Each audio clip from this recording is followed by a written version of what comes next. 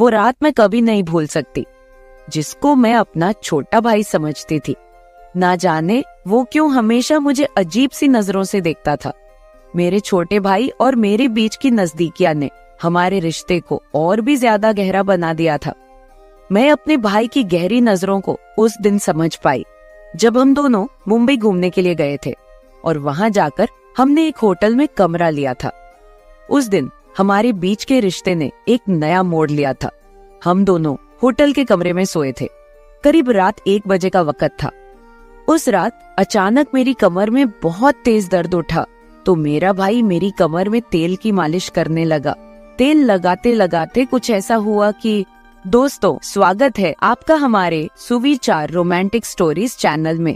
कहानी में आगे बढ़ने से पहले चैनल को सब्सक्राइब जरूर कर ले और बिल नोटिफिकेशन ऑन कर ले। मेरा एक छोटा भाई है जो मेरे से 4 साल छोटा है। वो हॉस्टल में रहकर अपनी पढ़ाई करता है। जब उसकी पढ़ाई की कुछ छुट्टियां होती है तो वह घर पर आ जाता है और घर पर आने के बाद हम खूब मौज मस्ती करते हैं। यह बात उस समय की है जब मेरा भाई अभी अभी हॉस्टल से घर आया था। मेरे भाई का हॉस्टल से निकलना या बाहर कहीं आना जाना नहीं रहता है। वो वहीं पर रहकर अपनी पढ़ाई करता है और उन्हें बाहर नहीं घूमने फिरने दिया जाता, इसलिए वह वहां रहकर बोर हो जाता है। जब वह घर पर आया तो उसने मुझे कहा कि मैं बहुत बोर हो गया हूँ, चलो दीदी कहीं बाहर घूमने चलते हैं। फिर मैंने और मेरे छोटे भाई ने बाहर कहीं घूमने का प्लान बनाया। हम दोनों ने प्लान बनाया कि हम मुंबई घूमने के लिए जाएंगे। बाहर घूमने की खुशी में हमने उसी दिन अपनी अपनी पैकिंग वगैरह कर ली और हम अगले दिन ही मुंबई के लिए निकल गए। जब मुंबई गए तो वहां पर हमने होटल में एक कमरा किराए पर ले लिया, लेकिन मुझे नहीं पता था कि मेरा भाई मुझे पत्नी की तरह रखने वाला है। आगे तो आप समझ ही सकते हैं। मेरा नाम काजल है और मेरी उम्र 20 साल की है। मैं अभी कुंवारी हूँ।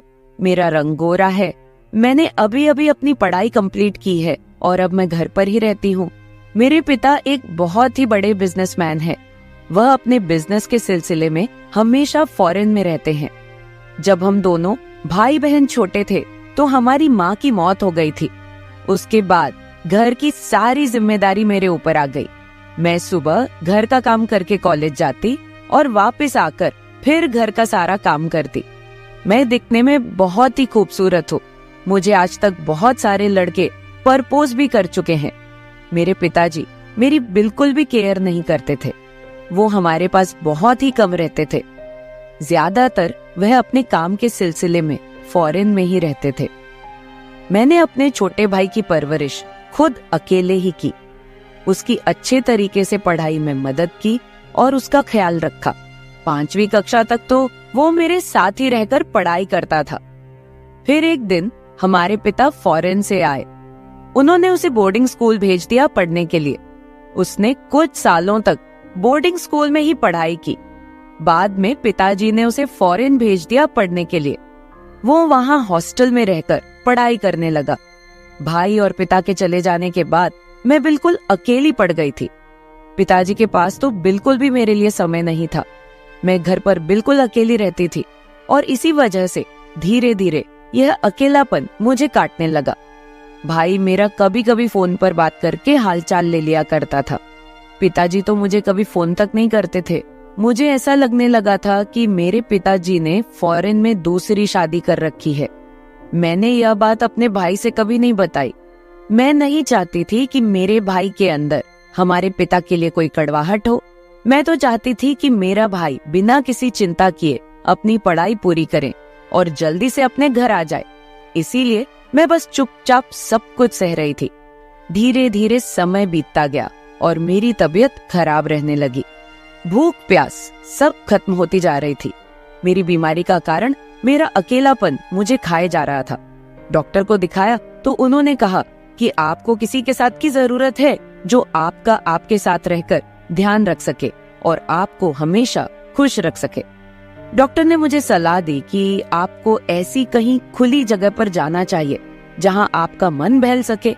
मैं अकेली थी, इसलिए डॉक्टर ने मेरे भाई को फोन करके यह सब बातें बता दी।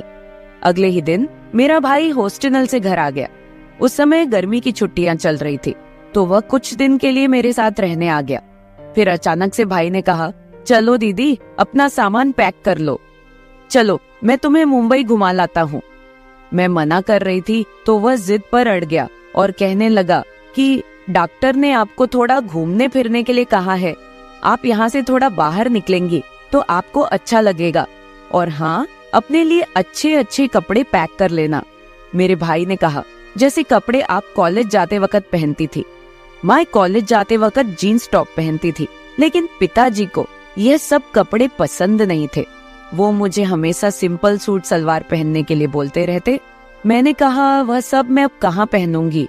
भाई ने कहा, बस आप रख लो, यहाँ नहीं तो वहाँ पहुँचने पर पहन लेना। वहाँ कौन सा आपको पिताजी देखने वाले हैं, आपकी पुरानी यादें ताजा हो जाएंगी। फिर भाई के कहने पर मैंने अपने लिए अच्छे अच्छे कपड़े पैक कर लिए। हमारी ट्रेन रात के 11 बजे की थी। अगले दिन हम मुंबई स्टेशन पर पहुंच जाते हैं। स्टेशन पहुंचते ही हमने वहीं पास में ही एक होटल में रहने के लिए कमरा लिया। हमने अपना सारा सामान गाड़ी से उतारकर कमरे में पहुंचा दिया और फिर मैं और भाई दोनों फ्रेश हुए। मैंने सिंपल सूट पहन रखा था, तो मेरे भाई ने कहा, यह क्या दीदी, आप सूट की जगह जो दूसरी वाली ड्रेस लाई हो उनमें से कोई पहन लो। मैं आपको वैसे ही देखना चाहता हूँ कि आप कैसी लगती हैं। फिर जब मेरे भाई ने कहा तो मैंने दूसरी ड्रेस पहन ली। मेरा भाई मुझे देखते ही कहने लगा, दीदी आप कितनी अच्छी लग रही हो। दोस्तों, मेरा भाई बस मुझे खुश करने की कोशिश कर रहा था। फिर भाई ने मुझे मुंबई की सैर कराई। हम दोनों खूब घूमे फिरे। उसके बाद मैं थक गई। मैंने भाई से कहा, चलो अब होटल वापस चलते हैं। तो भाई ने कहा, ठीक है। होटल पहुंचते पहुंचते रात हो गई। रात का खाना हमने वहीं मंगाकर खा लिया था। फिर मेरा भाई मुझसे बातें करने लगा। मैंने उससे कहा, चलो सो जाओ, पर वह कहने लगा, नहीं, आज मैं पूरी रात आपसे बातें करूंगा। डॉक्टर ने कहा है कि मैं आपको अकेला ना छोड़ूं, आपको खुश रखूं। फिर भाई कहता है, दीदी आप इस ड्रेस में एकदम मॉडल जैसी दिखती हो, अब आप ऐसी ही ड्रेस पहना करो। वैसे भी पापा कहाँ आपके साथ रहते हैं, उन्हें तो आपकी बिल्कुल भी परवाह नहीं है। फिर भाई पूछता है, दीदी आपका कोई बॉयफ्रेंड है क्या? तो मैंने हंसकर कहा, तुम भी यह सब बातें लेकर बैठ गए हो। भाई ने हंसकर कहा, बताइए ना दीदी प्लीज। तो मैं भी अपने भाई को सारी बातें बताने लगी। मैंने कहा, हाँ, जब मैं कॉलेज जाती थी तो मेरा एक दोस्त था। फिर भाई ने पूछा, सिर्फ दोस्त था या कुछ और? मैंने कहा, हाँ, दोस्त से भी बढ़कर था।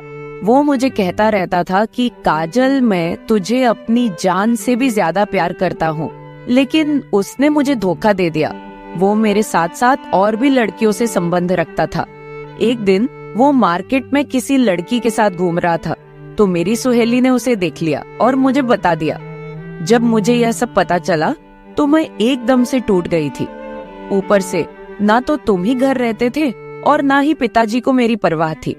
फिर मैं अपने आप को बहुत अकेला फील करने लगी और डिप्रेशन में चली गई और बीमार रहने लगी।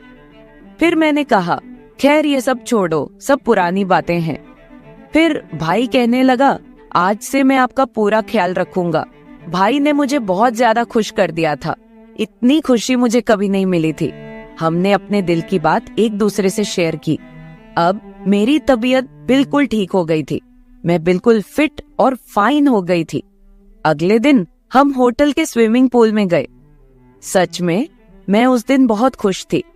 मेरे भाई ने मुझे खुश रखने में मेरा पूरा साथ दिया। फिर मैंने भाई से पूछा, क्या तुम्हारी कोई गर्लफ्रेंड है? भाई ने कहा, हाँ है तो, पर आपके जैसे अपनापन वाला एहसास किसी के साथ नहीं है। मेरे भाई ने मुझे अपने और अपनी गर्लफ्रेंड की सारी बातें बताई। फिर भाई कहने लगा, अब हम साल में एक बार किसी अच्छी जगह पर घूमने जाएंगे। आप टेंशन मत लीजिए, मैं आपको जरूर लेकर जाऊंगा और आपको हमेशा खुश रखूंगा। फिर मैंने उसे कहा कि मुझे खुश तो सिर्फ मेरा बॉयफ्रेंड ही रख सकता है। क्या तुम मेरे बॉयफ्रेंड के जैसे रह सकते हो? भाई ने हाँ में सिर हिलाया। हम दोनों होटल के कमरे में सोए थे। करीब रात 1 बजे का वक्त था। उस रात अचानक मेरी कमर में बहुत तेज दर्द उठा। तो मेरा भाई मेरी कमर में तेल की मालिश करने लगा। तेल लगाते लगाते कुछ ऐसा हुआ कि फिर मैंने सारा कुछ अपने छोटे भाई के हवाले कर दिया। उसके बाद तो आप समझ ही सकते हैं, मेरे भाई ने भी मुझे किसी चीज के लिए मना नहीं किया। अब मैं अपने भाई के साथ बहुत खुश हूँ।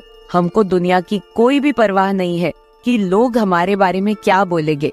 मेरे प्यारे दोस्तों, अगर आप ऐसी ही और भी इंटरेस्टिंग कहानियाँ सुनना चाहते हैं तो चैनल को सब्सक्राइब जरूर कर ले और बिल नोटिफिकेशन ऑन कर ले।